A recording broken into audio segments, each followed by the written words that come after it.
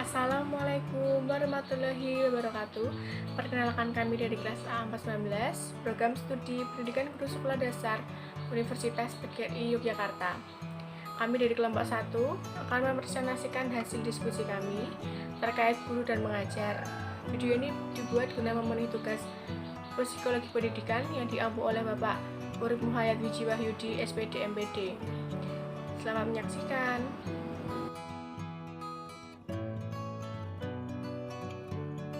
Masuk ke pembahasan pertama, yaitu guru, yang di dalamnya ada pertama pengertian guru. Guru menurut Undang-Undang Republik Indonesia nomor 14 tahun 2005, yaitu guru adalah pendidik profesional dengan tugas utama mendidik, mengajar, membimbing, mengarahkan, melatih, menilai, dan mengevaluasi peserta didik pada pendidikan usia dini, jalur pendidikan formal, pendidikan dasar, maupun pendidikan menengah. Guru merupakan salah satu komponen penting dalam proses belajar dan mengajar. Guru ikut berperan serta dalam usaha membentuk sumber daya manusia yang potensial di bidang pembangunan. Guru bukan hanya sekedar mendidik yang memberikan ilmu pengetahuan saja, sedangkan guru yaitu sumber ilmu moral yang akan membentuk seluruh pribadi peserta didiknya menjadi manusia yang berakhlak mulia. Kedua, kredibilitas guru. Kredibilitas yang dimaksud adalah seperangkat persepsi siswa tentang sifat-sifat guru. Kredibilitas tidak inheran dalam diri guru, tetapi lebih ke dugaan siswa merupakan sifat-sifat guru. Kredibilitas guru merupakan masalah persepsi. Ia dapat berubah-ubah sewaktu-waktu dan bergantung pada peserta didik. Faktor yang mempengaruhi kredibilitas positif sebagai seorang guru adalah keprigelan, ketenaran, dan deskripsi verbal orang lain tentang guru tersebut. Kredibilitas seseorang umum akan terbentuk secara alamiah. Berusaha belajar, menggali potensi diri, bergerak, dan melakukan praktik-praktik baik, kemudian disebarluaskan ke khalayak umum adalah bentuk nyata yang akan membentuk kredibilitas seorang guru. Dalam praktiknya, guru perlu memiliki rasa empati, kepedulian, manajemen emosi, dan manajerial yang baik. Yang ketiga ada atraksi fisik guru. Kualitas dan mutu guru sangat berperan dalam menentukan masa depan anak didik yang diajarnya. Dalam menghasilkan anak didik yang berkompeten, guru melakukan kegiatan belajar dan mengajar untuk menstimulasi anak didik ke arah yang lebih baik. Guru akan selalu dilihat, diamati, dan dinilai oleh anak didik.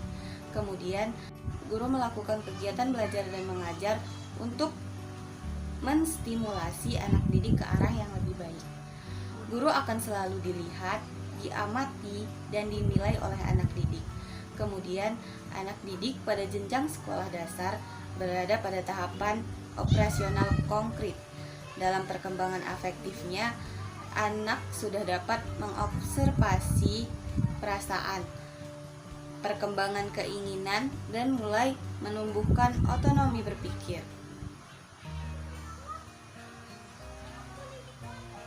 Dengan demikian, diharapkan anak didik dalam memberikan penilaian atau persepsi pada guru dapat mewakili perasaan, keinginan, dan pemikiran yang sesuai dengan keadaan yang terjadi.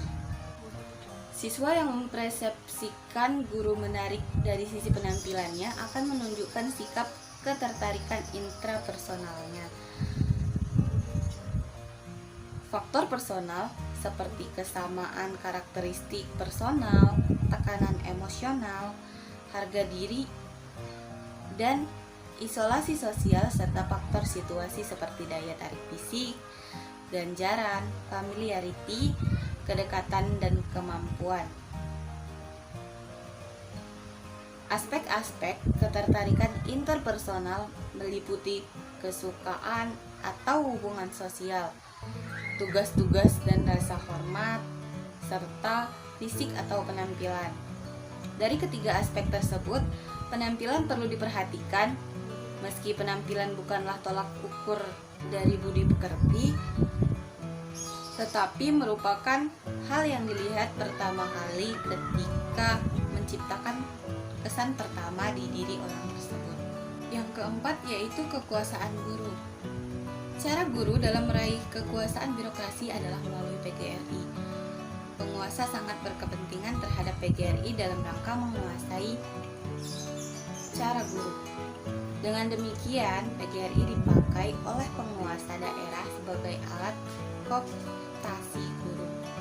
Dampaknya adalah para pengurus PGRI banyak diangkat oleh bupati dijadikan pejabat di kantor dinas pendidikan dasar dan dinas pendidikan menengah dan nonformal. Ada 6 pengurus PGRI yang merangkap jabatan penting di kantor dinas pendidikan dasar dan pendidikan menengah dan nonformal. Di sini saya akan melanjutkan materi yang kedua, yaitu mengajar. Nah, dalam mengajar ada 7 cara, yaitu yang pertama, cara pandang. Keyakinan guru akan potensi siswa dan kemampuan semua anak untuk belajar dan berprestasi merupakan suatu hal yang sangat penting untuk diperhatikan. Aspek-aspek teladan pada mental guru sangat berpengaruh terhadap iklim belajar dan pemikiran siswa yang dibentuk oleh guru. Guru harus bisa memahami bahwa perasaan dan sikap siswa akan terlibat dan berpengaruh pada proses belajar siswa. Siswa akan menangkap pandangan seorang guru terlebih cepat dan akurat daripada siswa menangkap apa yang seorang guru jelaskan atau ajarkan. Terapkan keyakinan terhadap pandangan kepada siswa bahwa peserta didik adalah pelajaran yang nantinya akan sukses di masa depan yang akan datang. Yang kedua yaitu melibatkan emosi dalam mengajar. Memperhatikan emosi siswa dapat membantu Anda mempercepat proses pembelajaran. Mereka memahami emosi mereka dapat membantu belajar lebih berarti dan permanen. Penelitian tentang otak semakin menunjukkan adanya hubungan antara keterlibatan emosi serta memori jangka panjang dengan belajar. Pelibatan emosi mempengaruhi kegiatan saraf otak. Tanpa keterlibatan emosi saraf ke otak berkurang dari yang dibutuhkan. Yang ketiga yaitu bersimpati kepada peserta didik. Simpati dalam meningkatkan motivasi belajar siswa pada komunikasi yang terjalin baik. Pada umumnya, motivasi siswa menjadi meningkat karena gurunya tidak pernah pilih kasih, sehingga siswa tidak merasa segan untuk menyapa dan bersalaman apabila bertemu dengan gurunya baik di lingkungan sekolah maupun di luar lingkungan sekolah, serta memudahkan siswa untuk bertukar pendapat dan bertanya kepada gurunya mengenai materi pelajaran yang belum terlalu dimengerti.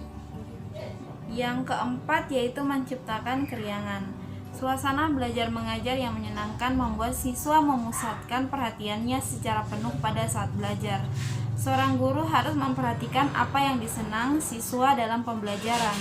Berdasarkan hasil penelitian yang dilakukan Darmansyah bahwa apa yang disenangi siswa adalah humor. Siswa menyenangi humor karena dapat membantu mencairkan suasana dalam kelas. Yang kelima yaitu mengakui dan menghargai kemampuan siswa. Respect adalah mengakui, menghargai, dan menerima siswa apa adanya. Tidak membodoh-bodohkan siswa, terbuka menerima pendapat dan pandangan siswa tanpa menilai atau mencela. Terbuka untuk berkomunikasi dengan siswa dan tidak hanya menghargai akademiknya. Memberi keamanan psikologi dan memberi pengalaman sukses kepada siswa. Salah satu prinsip dasar dalam berkomunikasi secara efektif adalah dengan memberikan penghargaan jujur dan tulus. Kebutuhan untuk dihargai merupakan suatu kebutuhan yang harus dipenuhi dalam konsep manajerial, supaya dapat membangkitkan antusiasme dan mendorong orang lain melakukan hal-hal terbaik adalah dengan memberikan penghargaan yang tulus. Yang keenam yaitu keteladanan. Keteladanan dalam proses pendidikan merupakan metode yang paling meyakinkan keberhasilannya dalam mempersiapkan dan membentuk mental, spiritual, kepribadian, dan perilaku seorang anak. Hal ini karena keteladanan dalam pendidikan adalah contoh yang terbaik dalam pandangan anak yang akan ditiru tindakan-tindakannya. Didasari ataupun tidak, keteladanan akan tercela di dalam jiwa dan perasaan. Suatu gambaran pendidikan tersebut, baik dalam ucapan material maupun spiritual, diketahui dan tidak diketahui. Yang ketujuh yaitu keyakinan dapat mengajar. Rasa percaya guru ini memiliki dampak pada pembelajaran. Rasa percaya guru yang tinggi diyakini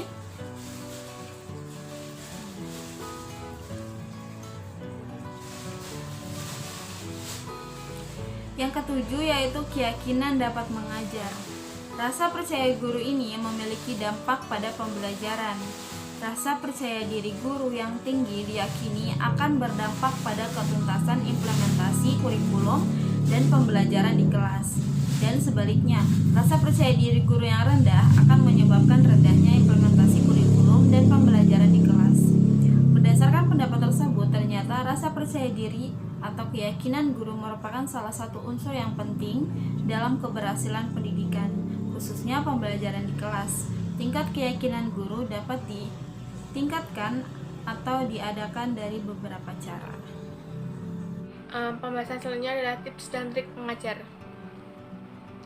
Yang pertama, buatlah perencanaan yang matang sebelum mengajar.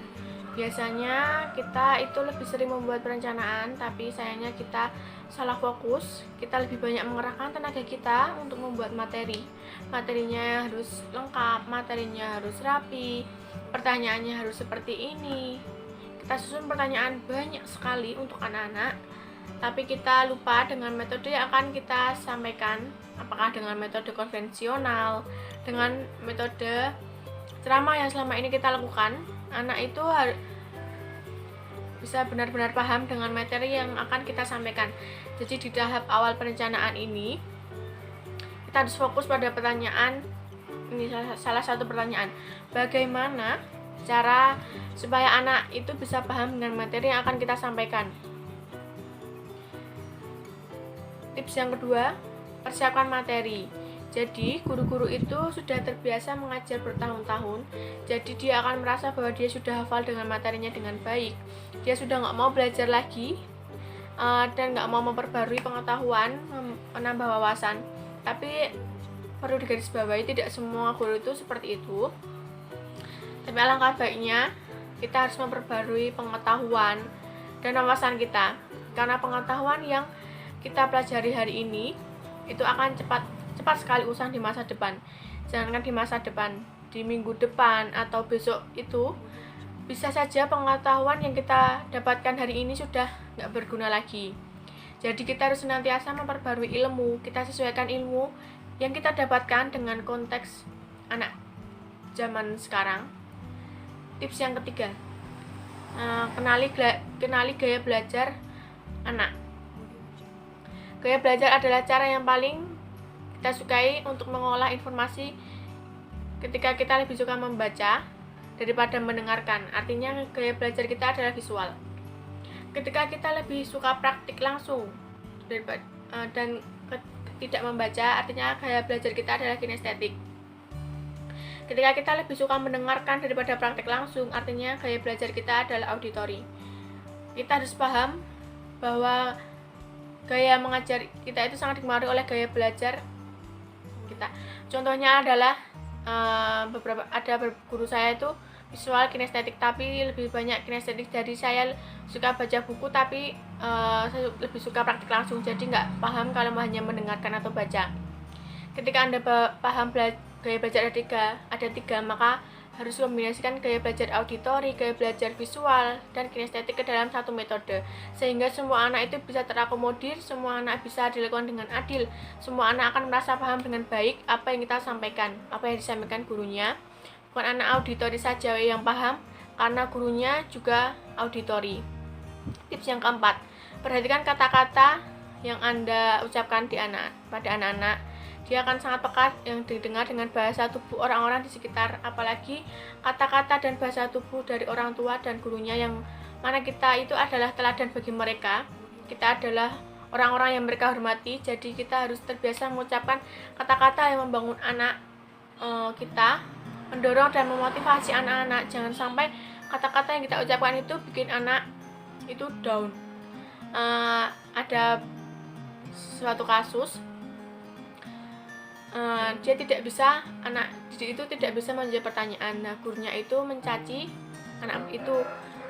Nah, pasti anak itu akan kaget dan sedih. Nah, itu bukan contoh yang baik, karena guru dan orang tua itu kata-katanya sangat diperhatikan oleh anak-anak. Anak-anak yang sensitif dia pasti akan sakit hati tahu gurunya seperti itu. Seorang guru tidak pantas untuk melabeli atau mengevaluasi proses bagaimana anak mendapatkan jawaban. Jadi jangan langsung mengecap bahwa mereka itu tidak pintar atau bagaimana. Kita itu bisa membuat kita harusnya itu bisa merasa bahwa anak itu punya potensi, punya kemampuan yang baik supaya antusiasme belajarnya semakin meningkat. Tips yang kelima adalah opening class. Yang menarik ketika Anda masuk kelas mengajari anak, kita harus bisa membuat anak itu bahagia dulu, harus senang dengan materi yang akan kita sampaikan, supaya materi itu akan masuk dan tersimpan dalam memori jangka panjang. Ketika kita belajar dengan muatan emosi yang tinggi, jadi kita bisa waktu mengajar itu bisa diterima dengan mudah oleh otak kita. Kalau kita masuk ke kelas kemudian kita pegang buku, pegang LKS, kemudian kita berdiri di depan kelas langsung membacakan LKS, kita langsung ceramah, kita akan anak peserta didik akan bosan. Nah, bagaimana caranya? Kita sebagai pendidik harus bisa mengubah kelas yang tadinya tegang menjadi menyenangkan. Kita bisa mencari di internet, contohnya mencari ice breaking. Banyak sekali muncul ide-ide yang bisa dipakai untuk mengkombinasikan kelas agar lebih menarik lagi.